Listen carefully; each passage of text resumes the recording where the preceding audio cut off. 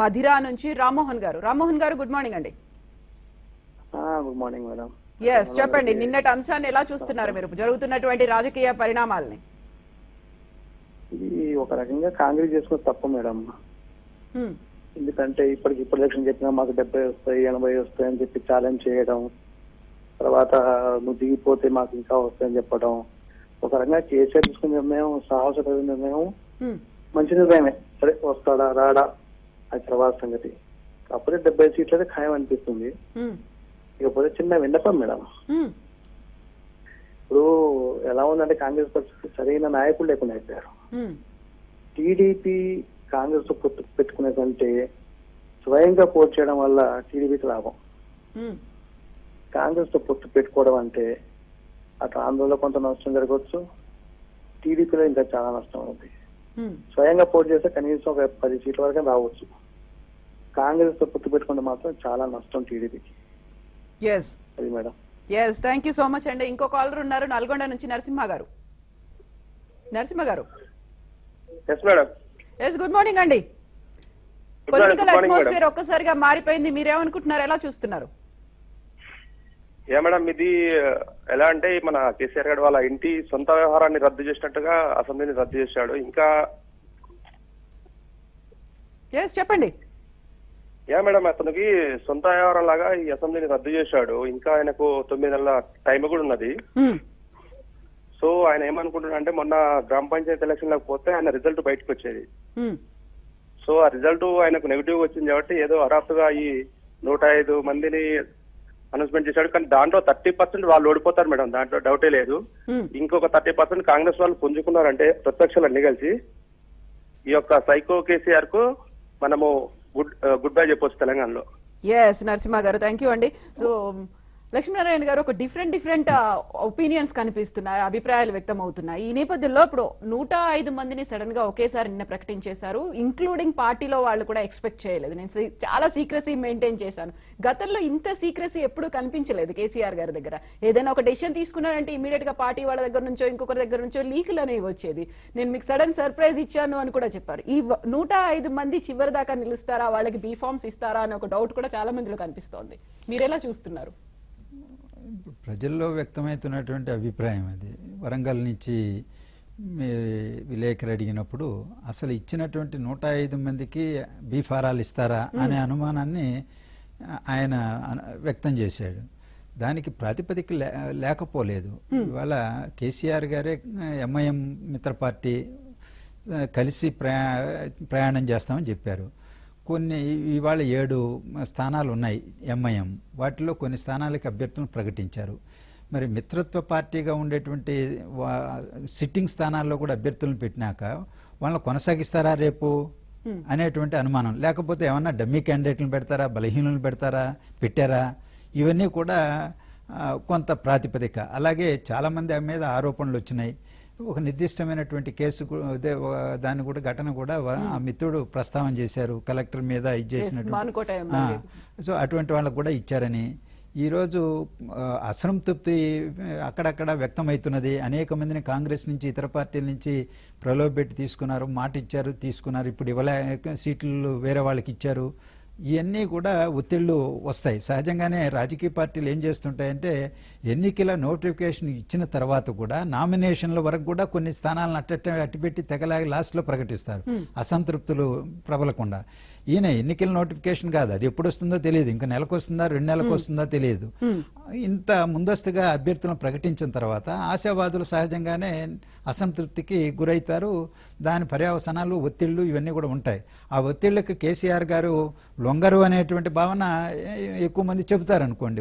లొంగుతారా లేదనేది ఆచరణ భవిష్యత్తు తేల్చాలి.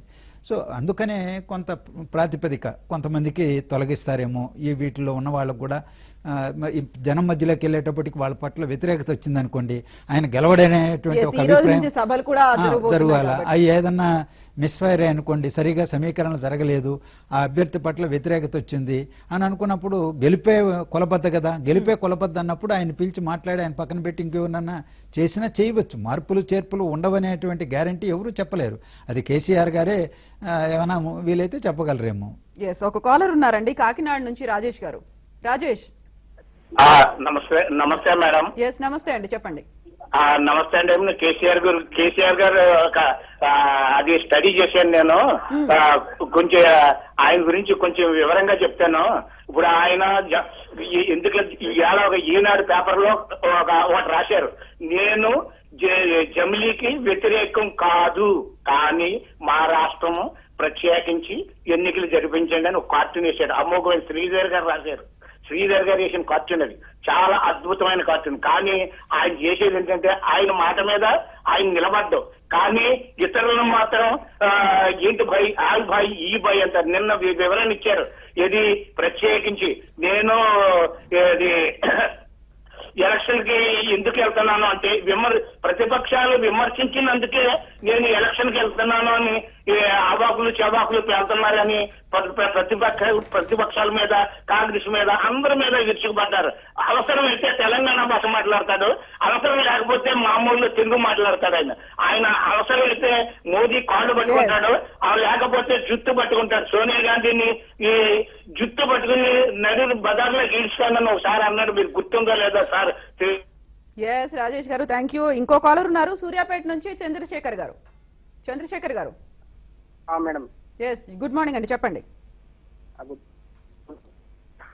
మేడం అండి నేను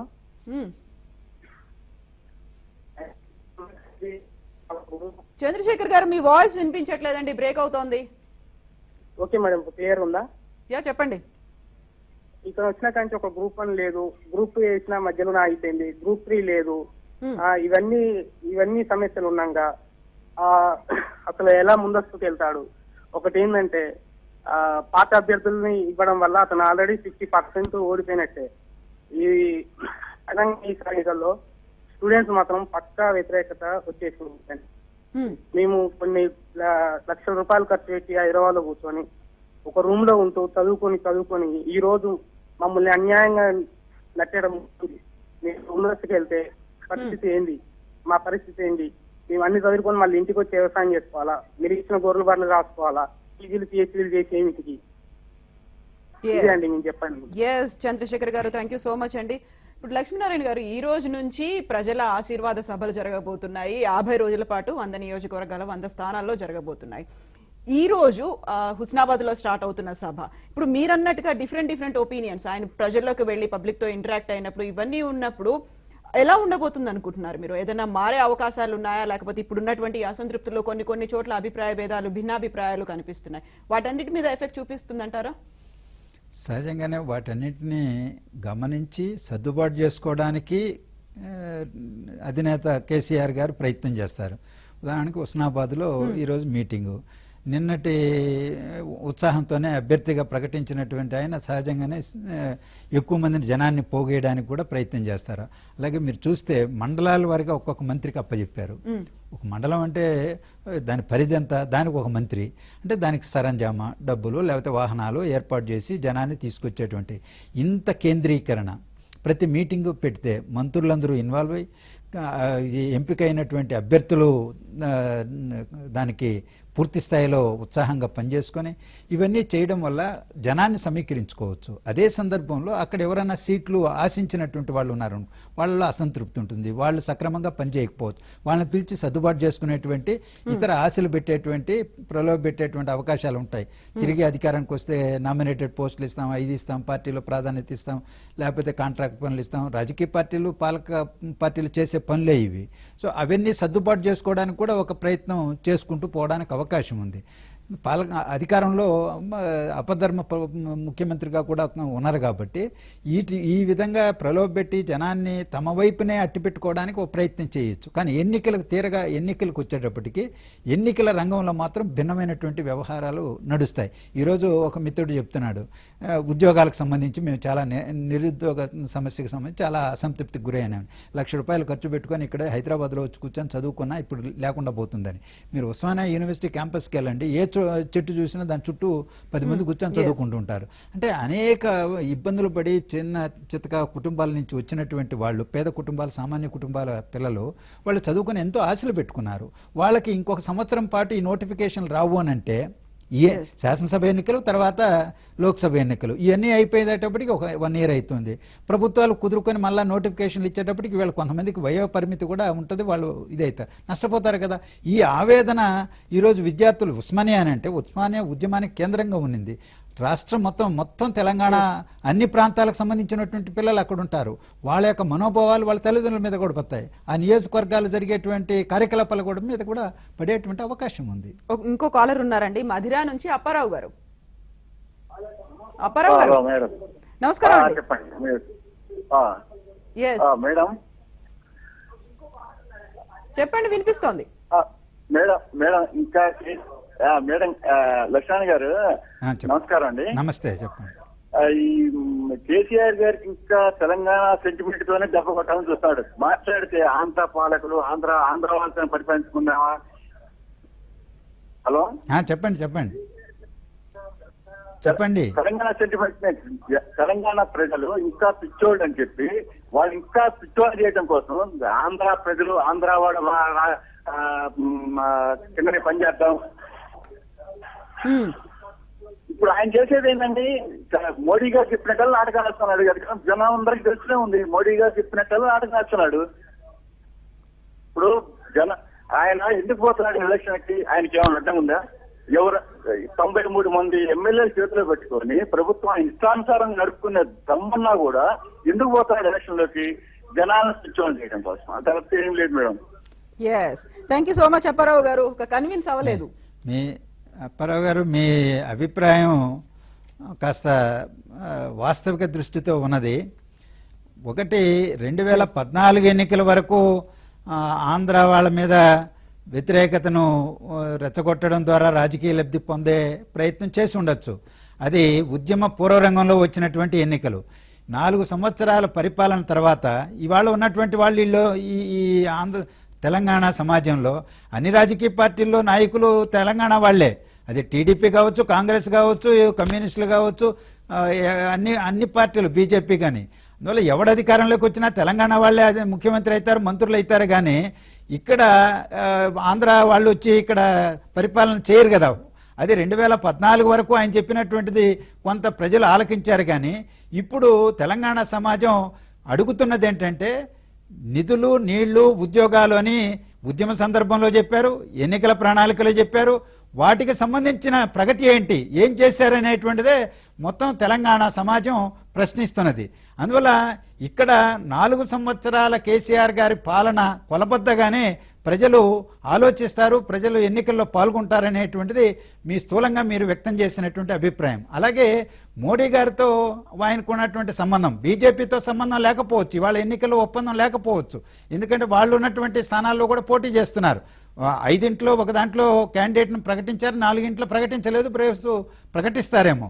రాజకీయ ఒప్పందం ఇక్కడ లేకపోవచ్చు. కానీ మీరన్నట్టు కేసీఆర్ గారు ప్రధానమంత్రితో కలిసి వచ్చిన తర్వాతనే, అక్కడి నుంచి భరోసా లభించిందన్న తర్వాతనే అసెంబ్లీ రద్దుకు సిద్ధమయ్యాడు అనేటువంటిది ప్రజల్లో ఉన్నటువంటి అభిప్రాయం కూడా. అందువల్ల మోడీ గారితో ఉన్నటువంటి బంధం సహజంగానే ఆయన అనుసరిస్తున్నటువంటి ఆర్థిక విధానాలు, ప్రజలు పడుతున్నటువంటి కష్టాలు, వాటిని కూడా జోడించి ప్రజలు తీర్పిచ్చేటువంటి అవకాశం ఉన్నది.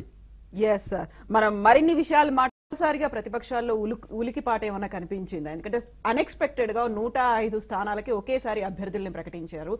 కాంగ్రెస్ అయితే మేనిఫెస్టోని రిలీజ్ చేసుకుంది. బట్ నెక్స్ట్ అభ్యర్థులు ఎవరుంటారు, ఏంటి, ఎన్ని జాబితాలుగా ప్రకటించాలి, దీనికి సంబంధించి ఒక క్లియర్ పిక్చర్ అయితే ఏ పార్టీలోనూ కనిపించలేదు. నిన్న ప్రతిపక్షాలకు సంబంధించి నిన్నటి జరిగినటువంటి పరిణామాలని మీరు ఎలా చూస్తున్నారు? నెల రోజుల క్రితం వరకు రాజకీయ పార్టీలు ఎన్నికలు వస్తాయనేటువంటి ఆలోచనలో లేరు. కార్యక్రమాలు చేసుకోవడం లేదా చేసుకుంటున్నారు. కాంగ్రెస్ పార్టీ సన్నద్ధమవుతుంది, మీటింగ్లు పెట్టుకుంటున్నారు, ఎన్నికల వైపున ప్రయాణం చేయాలనేటువంటి కసరత్తు చేసుకుంటున్నారు. అందుకనే వాళ్ళు వెంటనే ఎన్నికల ప్రణాళికలో కొన్ని భాగాలను కూడా విడుదల చేయగలిగారు. అలాగే వామపక్షాలు చూస్తే వీరభద్రం గారు సిపిఎం పాదయాత్ర చేశారు, లేకపోతే సిపిఐ జాతర చేసింది. వాళ్ళు బిఎల్ఎఫ్ అని సిపిఎం నేతృత్వంలో ఒక ఫ్రంట్ని పెట్టుకొని వాళ్ళు కార్యక్రమాలు చేస్తున్నారు. అలాగే కోదండరామ్ గారు సొంతంగా పార్టీ పెట్టుకొని ఆయన జనంలోకి వెళ్తున్నాడు. భారతీయ జనతా పార్టీ అమిత్ షా గారు చాలా కాలం క్రితమే వచ్చి వాళ్ళ పార్టీని సన్నద్ధం చేయాలని ప్రయత్నం చేశారు. 2019లో జరిగేటువంటి ఎన్నికలను దృష్టిలో పెట్టుకొని వాళ్ళ కార్యక్రమాలు చేసుకుంటున్నారు. కానీ నెల క్రితం వరకు ఉన్నటువంటి అభిప్రాయం వెంటనే ముందస్తు వస్తాయనేటువంటి దాన్ని చర్చ ఎప్పుడైతే జరిగిందో కొంత హడావుడిపడి ప్రిపేర్ అవుతున్నటువంటి మాట వాస్తవమే. సరే, ఈయన పక్కాగా తన ఆలోచనలు అనుగుణంగా ప్లాన్ ప్రకారం కేసీఆర్ గారు వెళ్ళారు, అభ్యర్థులను కూడా ప్రకటించారు నిన్న. అంత మాత్రాన ఈరోజు ఈ ఒక్కటే గెలుపును తీసుకొచ్చి పెట్టదు. ప్రజల్లో ఉన్నటువంటి అభిప్రాయాలే, నిగూఢంగా ఉన్నటువంటి అభిప్రాయాలే ప్రధానంగా ముందుకొస్తాయి. ప్రజలు గెలిపించాలనుకుంటే ఒక రోజుతోనే ఒక అభిప్రాయానికి వచ్చేస్తారు. ఇప్పటికే ఒక అభిప్రాయానికి వచ్చేసి ఉన్నారు. అలాగే ఓడించాలనుకోండి, ఓడించేస్తారు.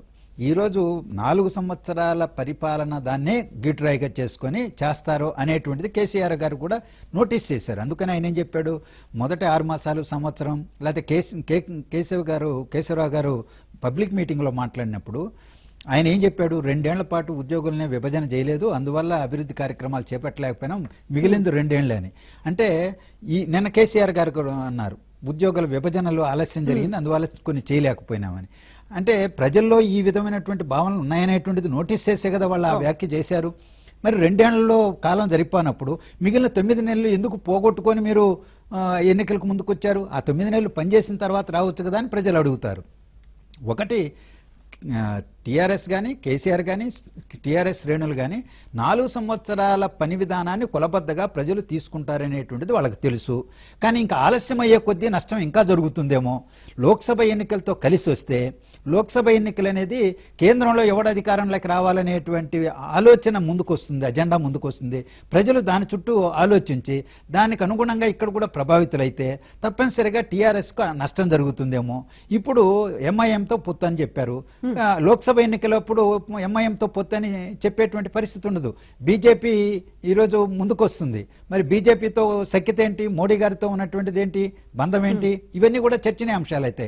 అందువల్ల ముందుగా విడగొట్టుకొని శాసనసభ ఎన్నికలు జరుపుకొని అధికారాన్ని కొనసాగించుకొని తిరిగి అధికారంలో ఉండి లోక్సభ ఎన్నికలను ఫేస్ చేస్తాం, రాజకీయ లబ్ధి పొందుదామనేటువంటి ఆలోచనతో ఇవాళ కేసీఆర్ గారు ఈ నిర్ణయం తీసుకున్నట్టు ఉంది.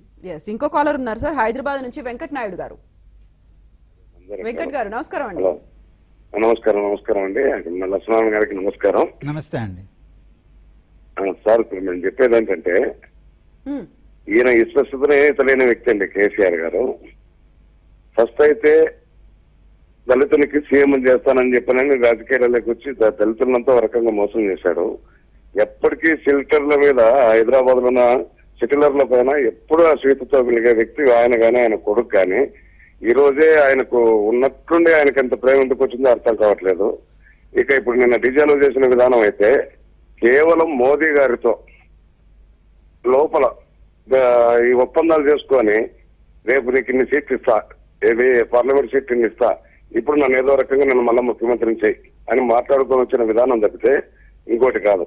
సెటిలర్లందరికీ నేనేం విజ్ఞప్తి చేస్తున్నానంటే, ఇక్కడైనా బుద్ధి తెచ్చుకొని ఈయన మనకేం చేశాడో అని గుర్తు పెట్టుకొని ఈసారి ఏమైనా కేసీఆర్ ని ఓడియాలని చెప్పని నేను సెటిలర్లందరికీ విజ్ఞప్తి చేస్తున్నాను సార్. దీనిపైన మీరు చెప్పండి.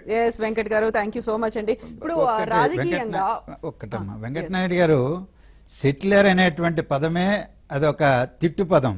దయచేసి ఆ భావనను తొలగించుకోండి, ఆ పదాన్ని వాడద్దు. ఈ హైదరాబాదులో, తెలంగాణలో, ఇతర జిల్లాల్లో ఉండే వాళ్ళందరూ కూడా తెలంగాణ వాసులే. అదే ఉద్యమ సందర్భంలో కేసీఆర్ ఇతరులు అన్నా ఈరోజు వాళ్ళు కూడా అందరినీ తెలంగాణ వాళ్ళే అని చెప్పేసి భావించేటువంటి చెబుతున్నటువంటి మాటలు. వాళ్ళు రాజకీయాలుగా చూద్దాం. ఆ సీమాంధ్ర ప్రాంతం నుంచి, రాయలసీమ కోస్తా ప్రాంతం నుంచి వచ్చి హైదరాబాదులో, తెలంగాణలో, ఇతర జిల్లాల్లో స్థిర నివాసం ఏర్పాటు చేసుకున్నటువంటి వాళ్ళకి సరైనటువంటి ప్రతిపత్తి ఇవ్వలేదు, వివక్షతకు గురి చేస్తున్నారు అనేటువంటిది కొంత వినిపిస్తున్నటువంటి మాటే, వాస్తవం కూడా. ఆ వివక్షత లేకుండా ప్రతి పౌరుడికి ఒక హక్కుగా రాజ్యాంగం కల్పించినటువంటి హక్కులు ఈ రాష్ట్రంలో కూడా ప్రతి ఒక్క పౌరుడు అనుభవించడానికి అవసరమైన ఒక పాలన కోసం ప్రయత్నం చేయడంలో తప్పు లేదు. ఆ హక్కుల కోసం పోరాటం చేయడంలో తప్పు లేదు. కానీ సెటిలర్ అనేటువంటి పదాన్ని మాత్రం దయచేసి డిక్షనరీ నుంచి తొలగించడం మంచిది. ఆంధ్రప్రదేశ్, ఇక్కడ తెలంగాణకు సంబంధించి. ఎస్ అండి. లక్ష్మీనారాయణ గారు, ఇప్పుడు రాజకీయంగా ముఖ చిత్రం ఏమైనా మారబోతుందా? ఇప్పుడు తెలంగాణకి సంబంధించి కొత్త స్నేహాలు కావచ్చు, పొత్తులు కావచ్చు, రాజకీయ సమీకరణాలు ఎలా ఉండబోతున్నాయని మీరు అనుకుంటున్నారు?